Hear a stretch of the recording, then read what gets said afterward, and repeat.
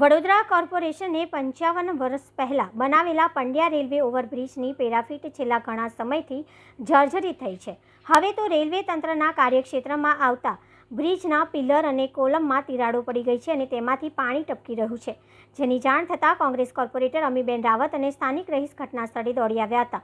જે બંને જણાએ બ્રિજના કોલમ અને પિલરના જર્જરિત ભાગનું નિરીક્ષણ કર્યું હતું અને બ્રિજના સ્ટ્રક્ચર સ્ટેબિલિટી રિપોર્ટ કઢાવવાની માંગ કરી હતી.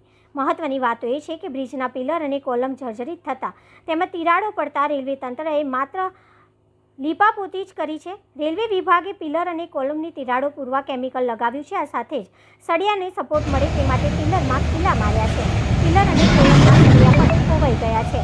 આ સમગ્ર મામલે પાલિકાના સિટી એન્જિનિયર અલ્પેશ મજમુનદારે જણાવ્યું કે કોર્પોરેશને જાન્યુઆરી-માર્ચમાં સમારકામ કરવા માટે રેલવેને પત્ર લખી જાણ કરી છે. બ્રિજનો ભાગ રેલવે વિભાગમાં આવતો હોવાથી તેઓ જ સમારકામ કરતા હોય છે. કોર્પોરેશન સતત રેલવે વિભાગના સંકલનમાં રહી કામ કરાવવા માટે સૂચના આપે છે.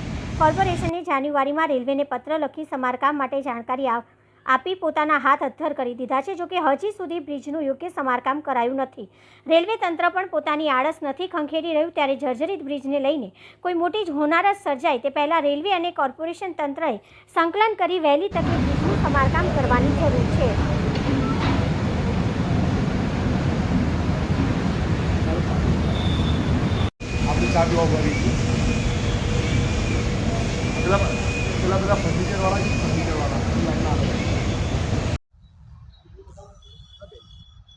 લગભગ 55 વર્ષ જૂનો આ શાસ્ત્રી બ્રિજ, જેની બાજુમાં અદ્યતન ટેકનોલોજીથી નવો બ્રિજ વાઇડન કરીને 7-8 વર્ષ પહેલાં બનાવવામાં આવ્યો.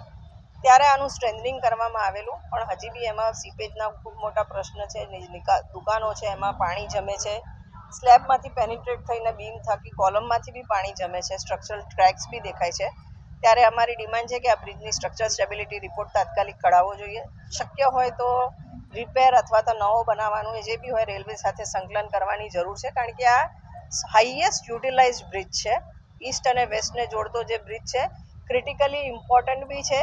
ત્યારે કોર્પોરેશને આના પર પૂરતું ધ્યાન રાખી અને યોગ્ય પગલાં તાત્કાલિક લેવા જોઈએ.